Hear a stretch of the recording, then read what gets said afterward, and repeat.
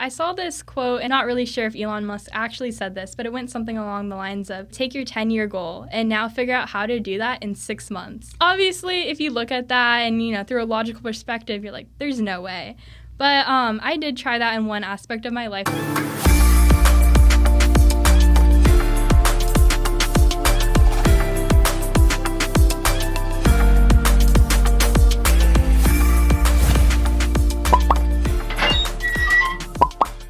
Real quick, guys, thank you so much for tuning in. My goal is to share the lessons of these interviews with as many people as possible, and the show only grows if more people find out about it.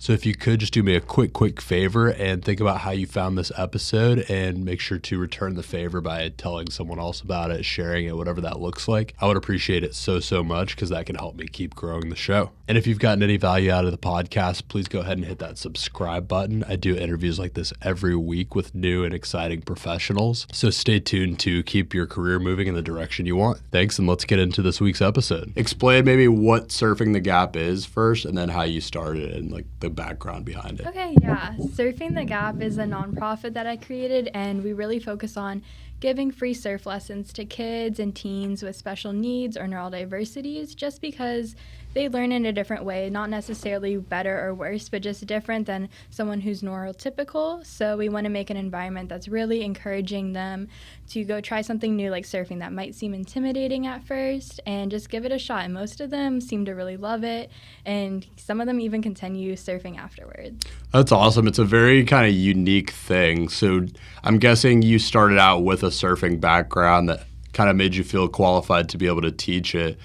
How did you get into surfing first, and what led you to want to take it to this level and kind of create a whole event like that out of it? Right. So I'm from the Cocoa Beach area, so a lot of people surf over there. And back in elementary school, I had a friend, and she was like, let's go surfing after school or after swim practice or whatever it was. So we went surfing. I wasn't a super big fan of it at first. I was just kind of tired. I was like, all right, I'm out. But then I got a little discouraged, and I was like, I need to stand up once at least before we go. So I went and I stood up. And if you talk to anyone who surfs, they'll be like, that first wave that you catch, you get something called the surfing bug. Yeah. And then after that, it's just like, okay, wow, you have the adrenaline pushing. You just like crave the next wave. And so after that, I was hooked. And I started surfing maybe 6th grade. And then around when I was 16 in high school, I was like, okay, this is something I really like to do. And then COVID was like kind of starting to hit, but everything wasn't shut down yet. So I was like, maybe I can be a surf instructor. So I was 16, and I went on Office Depot's website, made these little business cards. They weren't great or anything, but I was like, you know what, I'm going to go try to go on the beach, see some families if they have some kids who look about surfing age, and, go up to talk to them, hand them my business card, and just try to be a surf instructor like that. So I went to the beach, and I started doing that. And I met this lady there, and she was actually teaching surf lessons. She was based in Orlando, but she taught in New Smyrna to Cocoa Beach. Her name's Molly Miller, and she's actually one of my biggest mentors. And so she saw me, and she was like, hey, you surf? And I'm like, yeah. She's like, I'm actually looking for some surf instructors. So I didn't have to go really start my own business that way, but it kind of brought me that amazing opportunity to work with her. So I started doing surf camps with her, and we would have somewhere between 30 kids each surf camp. And I saw that in big groups, some of the kids were just getting it right away. They didn't need too much instruction or anything like that. But then there was some kids who maybe had some neurodiversities. And, in a group setting, they just weren't getting the attention that they needed. So sometimes me and Molly would take them during the lunch break when all the kids were kind of taking a rest, and we would work with them one-on-one and give them that individualized attention that they need, and just, talk to them maybe a little bit differently, be more encouraging, and just meet them where they were at, especially with surfing and how comfortable they were in the water. A little bit more personalized care. Right. And so I saw it was really easy for me after a while, because I worked with her doing surf camps and private lessons and everything like that for a few years. And I saw, okay, there's definitely some kids who learn a bit differently than a majority of the kids. And I was like, how about if we could create an event that gives the opportunity for these kids to learn with other people who think similarly to them, and give them the individualized attention that they need to help them succeed in surfing. And so that's where the idea came from. Yeah, so it kind of just happened naturally, it sounds like. You just kind of saw this need. And we were talking a little bit off air about how it happened really quickly. So you explained how you had this idea. Talk a little bit about how the first one came together from point A to point B, point A being just thinking of the idea, recognizing maybe the need for it, point B being like throwing the first event? Right. So I kind of like knew that there would probably be a need for these kids to work with people who understood their needs and how they learn differently. But I didn't have the idea to create a full-on event or anything like that until it was my senior year of high school. And at our high school, we have a senior project. It's a little bit dreaded. It's a lot of work. No one really likes it too much. And so I was thinking, I'm like, okay, I'm just going to have to do something so I can graduate, right? And I was planning on just doing the bare minimum. But then I thought of this idea, and I was like, maybe we can work with this. Like, maybe we can do something with it. And I can't really half-ass things. Like, I have to just, like, go, like, full send with it. So I brought this idea in, and some people were like, yeah, that's really good. Some people were like, no, that's a really terrible idea. You probably shouldn't do that. And I was like, I'm going to try for it anyways. Let's just see how it goes. Maybe just do one event. Just one event. That's it. What were the biggest hang-ups that people had with it? Because you said there was some people that thought it wasn't a great idea. What were some of the challenges that people expected you to come into? Well, it was one of the advisors at the school, I guess, or one of like the teachers for the project. Some of them were really supportive of it, but some of them just had some concerns. And I know that they were coming from a good place with them, but they were just kind of like, well, you don't really know anything that goes on behind the scenes. Like, for example, getting liability waivers, which I didn't know anything about, to be fair, and all that stuff. So it was just kind of like a very big task to tackle for something like a senior project that's meant to be more on like a small scale. So that was the only like kind of conflict I had with that, but I decided to just go for it anyways. Like I mentioned before, Molly Miller, she was my mentor, and she was able to guide me really, with things like waivers and photo release forms and just a lot of the behind the scenes things like getting insurance policies that you won't really think about, when you go to events. All that the behind the scenes work that really takes the time. So in business in general, there's a lot of that, right? There's unexpected things that come up that you have to kind of figure out as you go. What was it, do you think, for you that just allowed you to kind of get into it was it kind of just not expecting that and you felt like everything would be okay? Like what was your mindset at when you got into it and just went for it without looking into it before? Because you kind of have to do that in business. Right.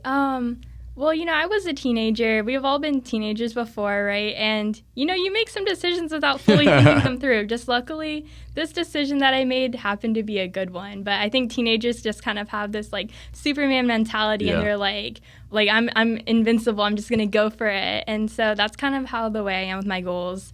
Now that I'm a little bit older, I'll think things through a little bit more before I make a big decision.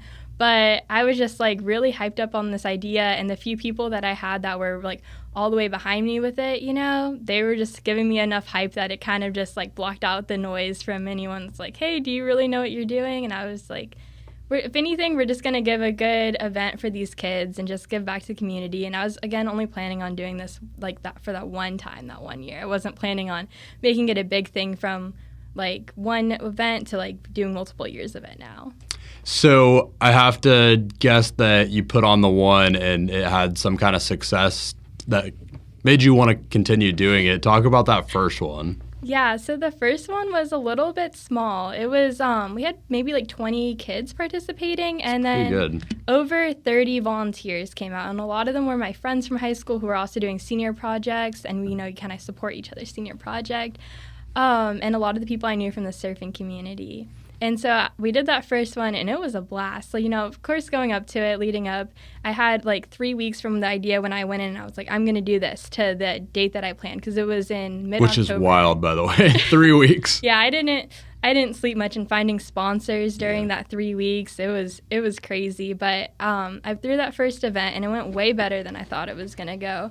Everyone just had a big blast, and I was like, all right, that's cool. I felt like I did my part, gave back to the community, and I was going to be done with it after the first year. But then I started getting emails from parents afterwards, or DMs on Instagram, and they were like, thank you so much for putting on this event. My kid never really got out of their shell a lot, and now they're asking me to buy them a surfboard, and I couldn't even get them to go to the beach before. Or wow. Like, I've never seen my kids smile this much. And then even some of the people that I knew who have some neurodiversities but who are adults who came out and wanted to be part of the event, they were just like, this was an awesome event. You're doing so much for these kids. And I just got a lot of really good feedback for it. And, you know, try like saying no to a kid who's just like smiling. Yeah. They're just like, you know, they want to go out. They want to catch more waves. And like I said before, when I learned how to surf, getting that surfing bug, like I know what it feels like. And you just want to go out there and you want to surf more. So after that, I was like, all right, I guess we're doing this every year now. And then I kind of just fell in love with throwing it every year. And so it doesn't seem like as much of a hassle anymore. And I have like a whole year to plan out an event now instead of 3 weeks. And it's like, I'm sure it's growing every year, but you've done it before now. So every time it comes up, it's like,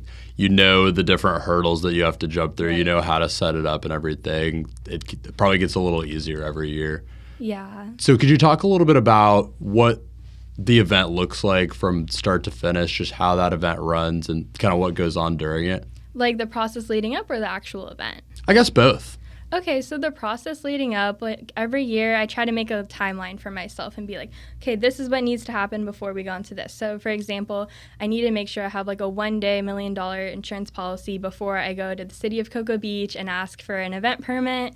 So just things like that, you know, but a big part of that comes with just experience. So, you know, as you throw the event more times, you know, okay, this insurance company will give me a good price and will cover the amount of people that are in my event. And then just reaching out to people, too, for, like, liability waivers, photo release forms, stuff like that. So there's a lot of emails going up to it, obviously, a lot of behind-the-scenes coordinating. And then when it's event day, I have to thank so much, like, my family and the volunteers because that day, it is just stressful, and especially, like, leading up to it before anyone gets there. Once everyone gets there, it kind of, you know, you're in the vibe, you're in the moment, it's good. But, you know, you get there at the beach when the sun's rising and everyone's, like, hauling these canopy tents and all these, like, giant foam surfboards up the beach. I have my friends, some of my brother's friends, my cousins. Everyone comes out and they help, and I just am so thankful for them and that whole community support. And so we spend several hours getting everything set up, getting tables set up, T-shirts laid out, the check-in list ready, and then the kids start coming in and we get the music going. And then the kids are there, they're socializing. We have some games set up for them and some volunteers we have there just to make sure the kids are getting involved because some of them are more reserved, you know, or maybe they're like scared because it's a new event, it's their first year. So we have some volunteers that will kind of like get them out and like maybe introduce them to some other kids or be like, hey, are you super pumped for surfing? You know, you just have to bring the energy to these things and the kids are going to follow whatever energy you're giving off. So then, you know, people start coming and then maybe about like 30 minutes after our start time, because we want to get as many people there as we can, we start like with a group stretching. And the group stretching, I think, is really what kicks it all off because we usually have someone lead it, and he was actually the former longboard Special Olympics champion. And he is just so enthusiastic about surfing. I think he's the highlight of the event, one of my favorite volunteers. So he starts with the group stretching. Everyone's in a big circle when he's leading that, and then it's time to get into the water. And for some kids, they were just like dying to get in the water the whole time. They were trying to like steal the surfboards to go in before the event even starts. So those kids are like off and running, and sometimes they don't even want an instructor. Sometimes some of the kids will be like, hey, I want to help this kid, and they're like buddies, and that's awesome to see those friendships being built. And then you get some kids who are a little bit scared, which is totally understandable. Surfing's something, you know, there's waves, there's water. Some kids are scared of like sea life. So and then maybe especially if it's their first year. Right. And, you know, the surfboards are big, too, and some of these kids are tiny. So that's when luckily we have so many volunteers that we can have one-on-one attention with these kids if they need it. That's and major. So we have them go out with the instructor. The instructor kind of gives them a land lesson if they need on how to pop up, how to use the board, all of that. And then we send them into the water, and we try to get them on a little tiny wave at first because all you need is just one little wave. It doesn't have to be a giant monster wave, nothing like that. And we get them super stoked and excited. And even the kids who are kind of like reluctant to go out at first, they catch one wave and they're like, next thing you know, it's like 3 hours have gone by and they have not gone out of the water. And like the event's ending, that everyone's packing up and this kid is still like, I want to go back out. I want to surf. They're like coming out asking their parents for a surfboard for their birthday. And that's a really nice thing to see. That is awesome. So for a few things come to mind here. One, I think the fact that you're able to give the one-on-one attention is major, and I think it just goes to show how good of an idea it was in the first place that you are able to get that many volunteers. I mean, it's easy to get people to buy in to helping out with something if it's a great idea. How has the event kind of grown over the couple of years that you've done it? I would say like the first year, it was mostly my closer friends and family that came out to volunteer. And then I knew some people from the surfing community that I just met surfing, for the few years that I've surfed following up to the event. But when I decided to do it for a second year, I had time to actually like network with people. And I was thinking, okay, I need some money for this event. I started a GoFundMe. And then I was thinking like, the kids, like last time, some sponsors sent like little goodies and the kids get really hyped about little things. So I was like, all right, let's see if we can get some more things for that. So I actually went on Instagram and I DM'd hundreds of companies. Wow. Yeah, and some of them were even like the verified ones. I was like, there's no way they're getting back to me. And to my surprise, a lot of them did. I mean, a lot of them never even opened the message, but a lot of them did, and they were like, wow, that's like a really great idea that you have. We would love to send some stuff over. And then I got some emails from those DMs and was able to email with people. So there's some companies where I like met the people who founded them.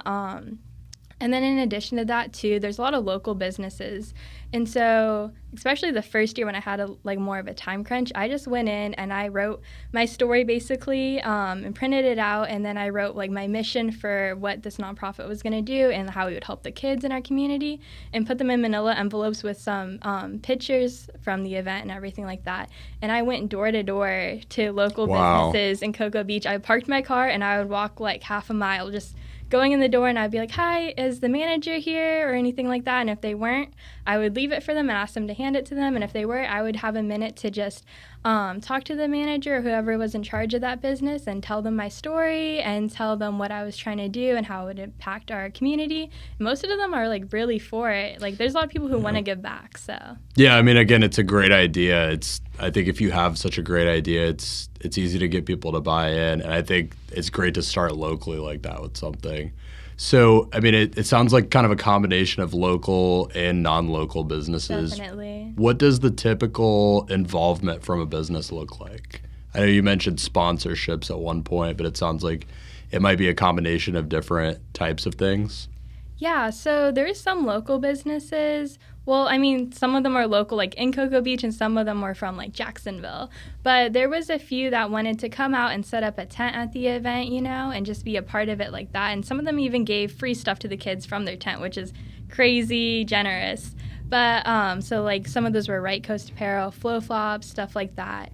And so those local businesses, they would give some items for the kids, and then some of them would come out to the event. And then as far as the businesses that are, international or national businesses, they would mostly send stuff, obviously, because they're very busy. Like they don't have a lot of time for these smaller things, but they still wanted to give back, and which I was really appreciative of. So it's like, I guess it kind of varies on, where they're based and how big they are. But from the local companies, it was a really nice kind of partnership because they would help me with my nonprofit, and then I would sometimes help them like working events, at surf competitions for them or like doing some modeling or something like that. Very cool. Okay. So just like a combination of different things. It looks different, a little different for every business, whatever works for them. What are the different ways that you see this growing over the next couple of years, now that you've kind of cemented the fact that it will be like a thing that happens every year? Right. So one of the things that I'm helping to like grow it is reaching out to more people, not just businesses to help sponsor and get more money, because you obviously need funds to grow, but also to different organizations that already work with kids with special needs or neurodiversities, just to, introduce more kids to surfing, because that's honestly, at the end of the day, that's what you're trying to get out of this. You're trying to get as many of these kids who maybe would have not gotten out of their shell to try something new, and hopefully they like it and want to stick with it and it has a positive impact in their life. But really getting organized, too, because I noticed going from 1 year to the second year, the third year, now I'm planning the fourth year event. Having things like spreadsheets, even the smallest things, spreadsheets with all of your contacts in them, so from participants, volunteers, sponsors, anyone in your network for the event, having their name, your relation to them, how you knew them, what they contributed before, and their phone number, email, any other information about that.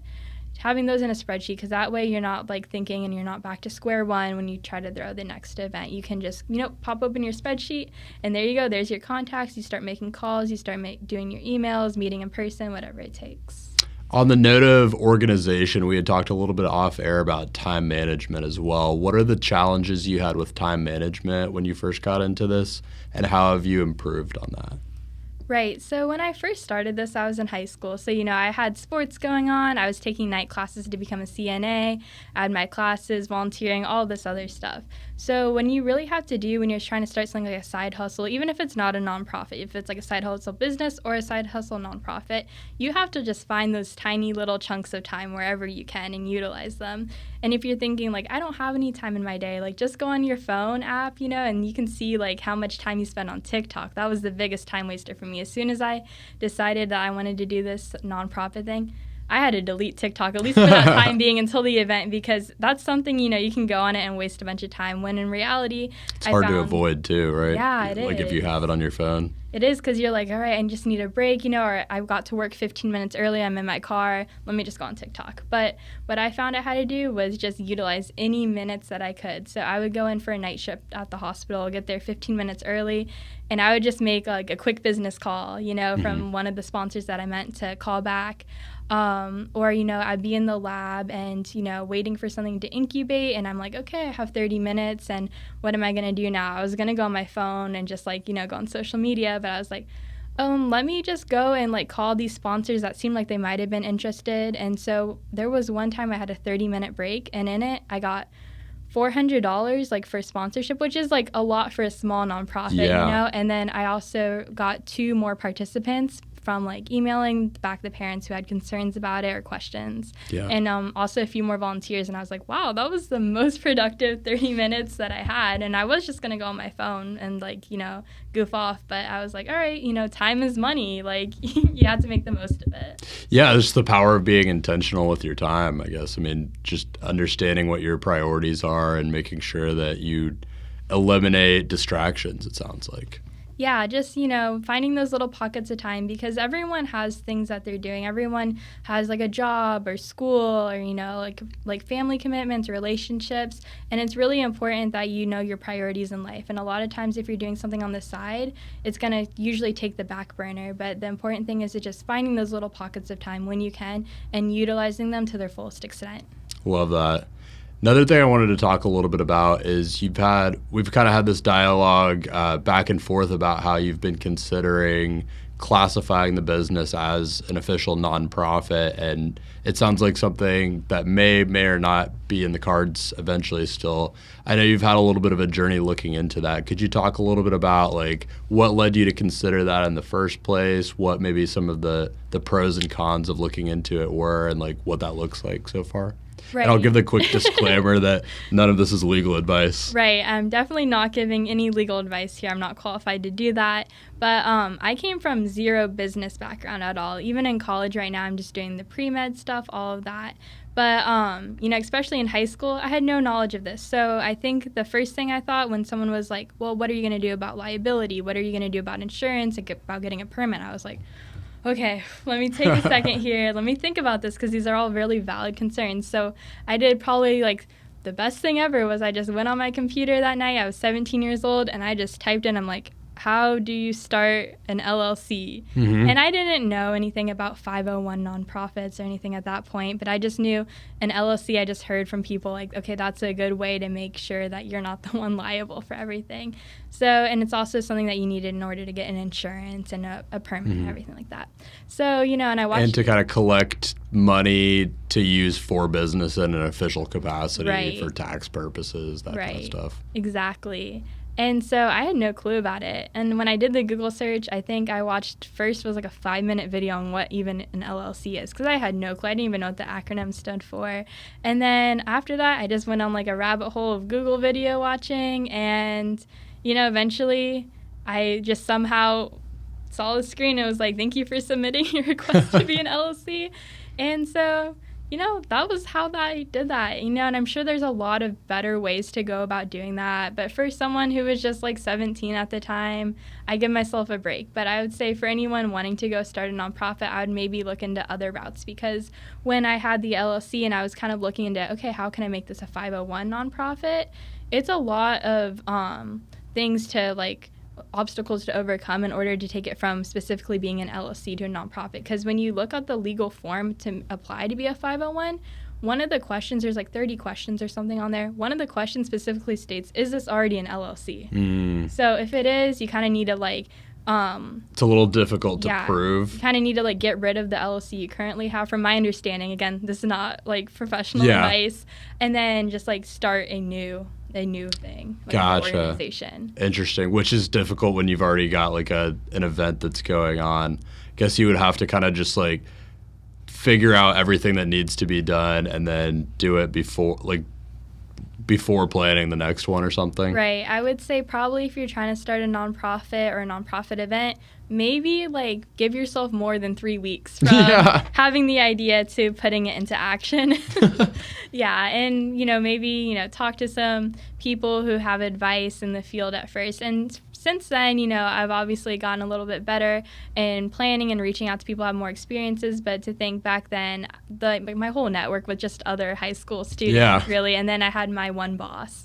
And that was basically it. So there's definitely better ways to go about. And the LLC is working for me right now because I'm more of like a local community-based nonprofit event. But I guess I would say if you're trying to make a nonprofit that you want to take to the national level or something like that, you definitely want to make sure that you're doing it right, especially if you're going to be bringing in an amount of money that might be a concern, which we're not really doing. So. Right. Yeah, it's more just like making sure that the event can run properly. Exactly. One thing we talked about off air a little bit is just all the networking behind this and how you've had things that have worked, things that haven't. What are some challenges that you had kind of teaching yourself how to network, and how have you continued to refine your networking and improve on that?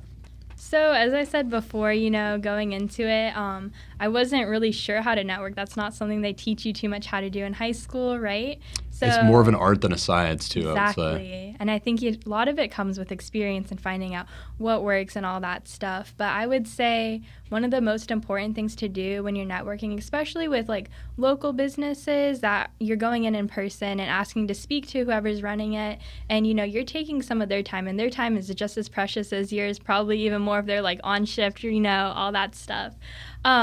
So you go in there and you ask them for their time, and they're generously giving you their time. So you need to make sure that in that small piece of time that you have, you're making the most of it. And when you go in and you're asking for help, whether that's if you have a business maybe and you're trying to get investors, or if you have a nonprofit and you're looking for people or businesses to sponsor that, they want to say, okay, who is this person? Why should I give them my hard-earned money or my hard-earned resources? And are they reliable? Are they trustworthy? So you need to tell your story in a very concise way that shows, hey, I'm reliable. I want to make this happen. This is my purpose. This is my plan. And this is how you can help if you're interested. So we were talking a little bit about just kind of different stories you've had, like things you've tried with networking. We were talking a little bit off air about this video presentation thing that you did. Could you tell that story? Right. So there was this one company that worked really well with me the first year. They were able to give T-shirts and goodies for the kids and some funds too.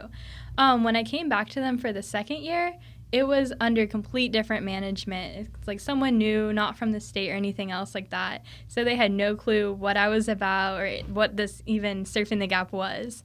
So I came in and I was like, hey, could I talk to the person who was in charge before? And I asked for them and by their name and everything. And they're like, oh, yeah, they don't work here anymore. This is who's in charge now. I'm like, oh, can I speak to them? They're like, well, they're busy, but maybe come back tomorrow and maybe like with a presentation show them. I'm like, oh. I'm like, okay, like a presentation, yeah. So I was like, how do I convey all what I'm about and what this nonprofit's about to someone who's not from here? And so I met with this person the next day, and he was very nice. He was giving me some of his time. We sat down at one of the tables because it was in a restaurant, right? And I pulled out my laptop and the presentation that I made within 24 hours. And it was just like a quick little PowerPoint about like, okay, this is who I am, this is what I've been doing, and this is going to be our event for this year. And at the end, I was like, how do I really tie it all together and show this person like the true essence of what this is all about? And I was like, well, the best way to do that is through showing real life examples. So I took some little bits of footage from the last event of kids surfing, and you could just like see their smile and see how enthusiastic they were. And I threw them in a little video together, with some like upbeat music and everything like that. And at the end of the presentation, that was just a few PowerPoint slides and words on the PowerPoint slides and me talking. I just played that video, and I honestly think that's what sold it, because this person didn't really know anything about surfing or about the event, but just at the end, it doesn't really matter your background, but if you can see like, okay, this is bringing joy to these kids and this is an overall good thing for the community, I think that can really like tie your whole pitch together and get someone to be like, yeah, I'm on board with this. I want to help and I want to contribute to this community. So that new manager of that business, he was really generous. He gave us all the t-shirts that we needed for the event with the logos on them and everything like that, and really helped with the event. So I was very thankful for him and for him giving me some of his time, because I know that he was new to that place, and he was like working, he was helping out behind the scenes with everything there. So just for him to sit down with me and give me that time to share my story and to share what this whole thing was about, and just give him a little taste of what good he's going to be doing for the community, I think that really helped. But probably going into it with the future, I'd want to have a little bit more time to prepare a presentation, because I was just there. I showed up, I'm like, hi, you don't know me, introduced myself, set the laptop up on the table in the restaurant, and I was just like, all right, I guess we're doing a little presentation here, like a little sales pitch. Noticing a common theme of like you having very small time frames to do things, like 3 weeks to throw the first event, 24 hours to give a presentation, but seems like you'd figured out a way to make it work. Yeah, you just have to, work well under pressure, I think. But sometimes that pressure is what really drives people to get things done. Because if you're thinking, you're like, oh, I have a deadline with anything, with school, with work, with, a nonprofit, I have a deadline, it's not until a year from now. Well, you're not really motivated to get that done. There's like an optimal level of pressure that you need in order to get things rolling, to be like, all right, I don't have time to sit around right now. Like, I need to get this done right now. So in a way, it can be helpful. So speaking of giving yourself some pressure, we were talking a little bit off air about this thing that you tried where you kind of gave yourself a little bit of, I would say, almost like artificial pressure, the Elon Musk thing that you were telling me about. Could you tell me about that challenge that you decided to try and how that went and what you learned from it? Yeah, so I saw this quote, and it was on maybe an Instagram account or something online. I'm not really sure if Elon Musk actually said this, but it went something along the lines of, okay, take your 10-year goal and now figure out how to do that in 6 months. Wild. And obviously, if you look at that and, through a logical perspective, you're like, there's no way. But I did try that in one aspect of my life that was not related to the nonprofit, which was, I was like, I'm going to go to college for 1 year and then apply to medical school. That was a crazy idea, but I was like, wrote out what I need to do, how I need to do it to get it done in 1 year. And I found out that was not a very doable thing. It almost got done. I was very close to it. But at the end of the day, everything in my life wasn't super in balance. So if you need something that's sustainable, you need to make goals that also incorporate things like having a social life, and having some time for your peace and mind to relax. So now what I can do is I still have the same amount of productivity that I did, and all that work that I did that was not very in my balanced life, it still gave me a good framework and foundation to build off of now. So even though I did not accomplish my goal, I am a lot more ahead of just accepting like, okay, it's going to take this amount along a time, right? And the rest of that quote was actually, take your 10-year plan, make it in 6 months. That's your goal. And you're probably going to fail, but you're going to be a lot more ahead of anyone who just simply accepted it was going to take 10 years to reach that goal. And so now I find that it's really important on weekends to do stuff that, like recharges me for the week coming up, so I can be as productive as I can in like that Monday through Friday time period, and work a little on the weekends, but mostly do things to recharge your soul, like fill you up with good stuff. So like hang out with family, surfing, sometimes I do yoga, going to church, cooking, just things like that. Because there is, you want to try to be working as hard as you can, and you hit that entrepreneurial mindset, right? And you're just like, no room for the week, we gotta go. But in reality, you are human and you do need some time to recharge and relax. So that's something that, I'm still learning, but definitely getting better at. And I think that's a great point. A lot of people that are very driven towards a particular goal, especially if you have a really good idea of what you want to be doing, can fall into that trap of like getting so attached to working all the time.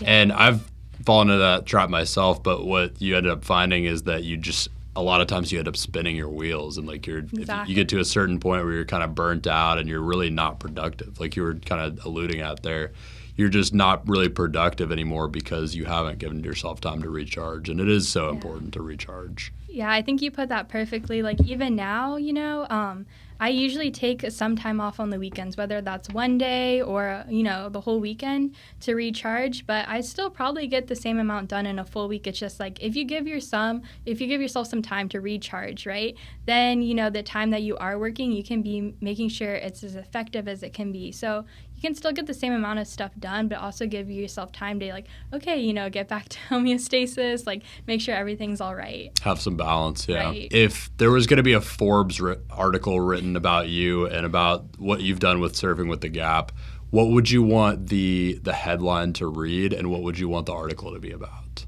Wow, that's a really good question.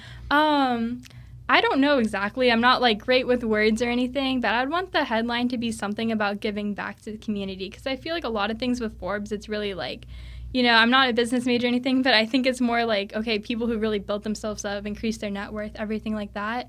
But this is kind of a side hustle that's not really making any money for me or anything like that. It's just something that's kind of feeding my soul, because, doing good for other people, that's something that never goes old. So I'd want the headline to read something along the lines of giving back to community, because that's what we're all about. And then, just the general basis of the article, kind of talking about another kind of wealth instead of just financial wealth, kind of being that personal, intrinsic, motivation that you get to do something that's apart from money. Because, money is something that you need, obviously, but if you base all of your goals only on money, eventually you'll hit some type of wall or some type of burnout, or where you're not getting as much satisfaction from that. So no matter what you do, you need to make sure that you have something that can make you be I feel like this is what's filling me up with good, It's something that you can be proud of. And a lot of times when you give back to other people, or you can see that you're making a positive influence in someone else's life, that will feed your intrinsic motivation, because everything can't be extrinsic all the time. I love that. And another question I have for you is kind of just getting back into what you're talking about. What is the one thing, kind of getting specific here, that you hope to give back to the industry that you're operating in? What is, if you could kind of qualify what that thing is, what is the biggest thing that you're trying to give back? All right, yeah, I would say simply just sharing the stoke. So the surfing community is one of my favorite communities, ever, because everyone you meet just is rooting for you. They want to help you. They want to see you succeed. It's really laid back and chill. There's not really any enemies or anything like that.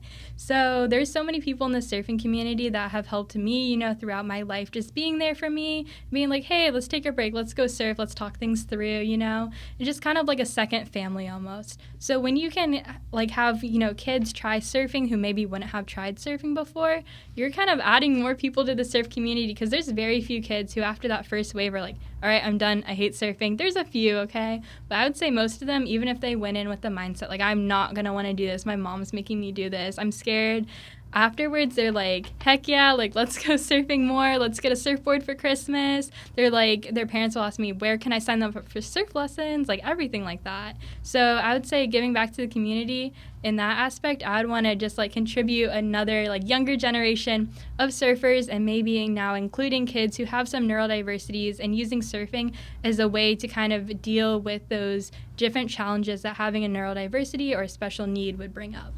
The biggest thing that stood out when you were describing it before, that I loved hearing so much, is just about how much it got those people out of their shells, where there hadn't been something that did that before. I think that's a tough thing to do, and I think just having a way to really do that regularly is really awesome, and bring a new hobby to someone's life like that.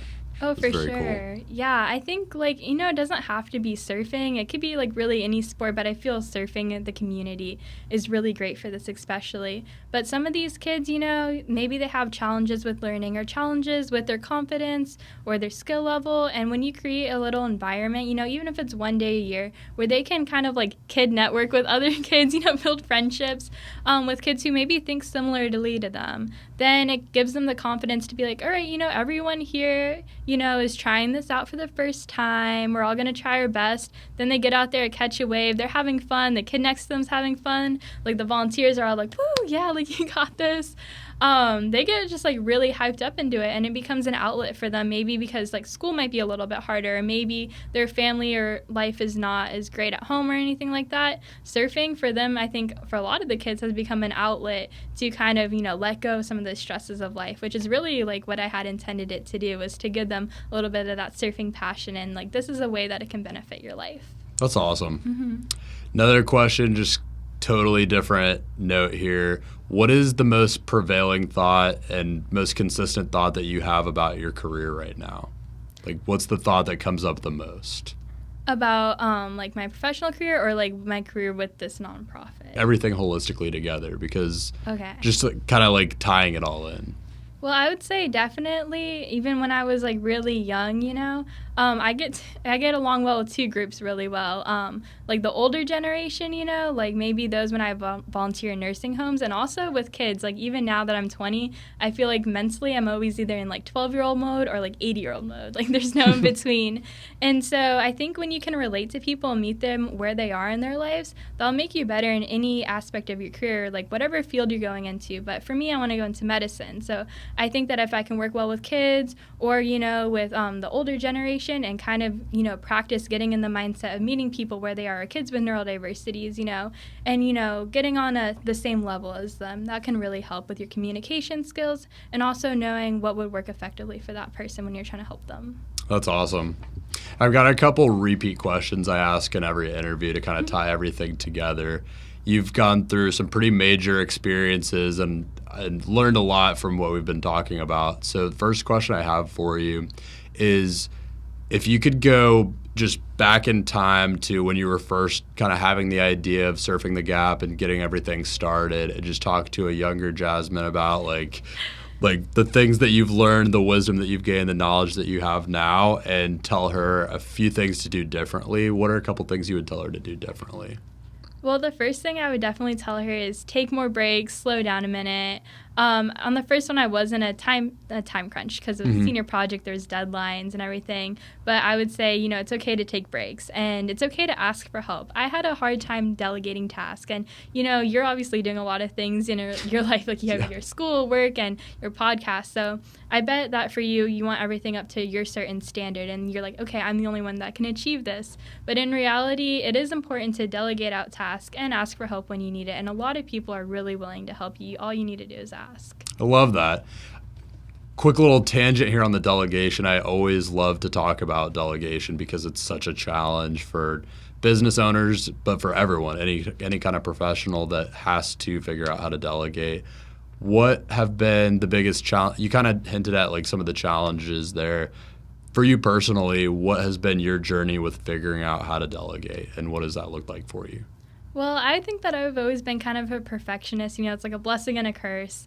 But a little bit of that would just be like, especially people, who are like really close friends or family who are like, hey, you're stressed. Is there anything I could help with? I would automatically always be like, no, it's okay, I got it, because in my head I'm like, I need to do this, like I'm the only one who knows what needs to be done and everything like that. But in reality, it's better to just take some time and, talk to those people. They really do want to help you, Sometimes they're the people that you're in classes with or you're working with or anything like that, and they can, add valuable insight that maybe even makes it better than what you originally had in mind. So for example, the second time I was throwing Surfing the Gap, that was probably the biggest one, and I was really stressed out. I had a lot of things doing, and for some reason, I couldn't get the website back that I made the first time, so I had to make a new website, and I was in my head like, all right, I'm not great at technology, but I have to do this, and I was stressing out, and the guy that I was dating at the time was like, hey, let me help you with this, and so that was my first step in kind of just like being like, okay, here you go, and he did an amazing job.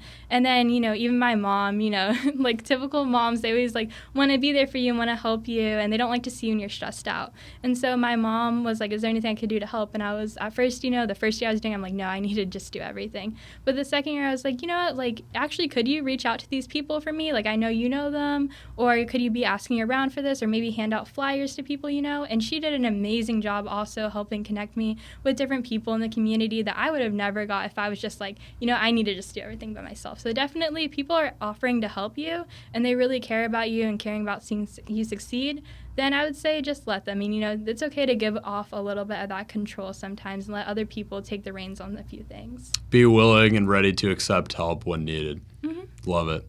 The other repeat question I have for you, because the show is called Profession Session, and I'd like to approach everything through the lens of professionalism, right? Kind of talk about how different professions look. And I love doing that because there are so many unique approaches on a profession, and especially like what we've talked about today. It's a very niche, different, new kind of thing that you've done with Surfing the Gap. And I would call you a professional for the way that you've approached it. Thank you. But absolutely. And it's a very unique thing. So my question to you is, what does it mean to you personally to be a professional?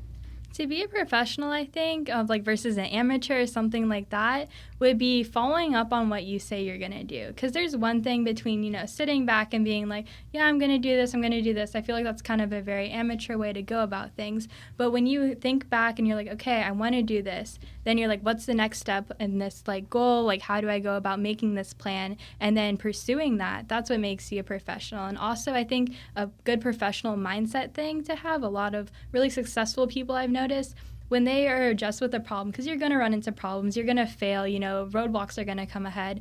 Instead of just being like, okay, well, I'm done here today, right?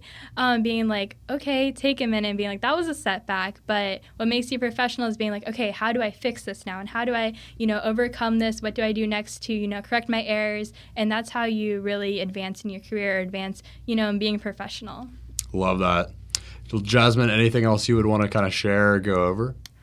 Not that I can think of, but thank you so much for having me. Yeah, absolutely. Thank you for being on. This has been truly awesome. It's really inspiring what you're doing, and I hope to see you continue growing that event, because I think it's giving back to the community in a really unique way that I've never heard of anything like it before. Thank you so much. Absolutely. Any ways that people can find you, businesses can find you? What's the best way to find you and get in touch with you if you want to get involved with the event? I would say through our Instagram. It's at Surfing the Gap, all one word. And on there we have in our bio the website where, if you wanted to submit waivers to participate or volunteer. And there's also my email on that website. If you would have any inquiries about anything, I would say definitely check out the Instagram. Awesome. And I'll make sure there's links to everything in the description or the show notes if you're listening on audio or watching on video.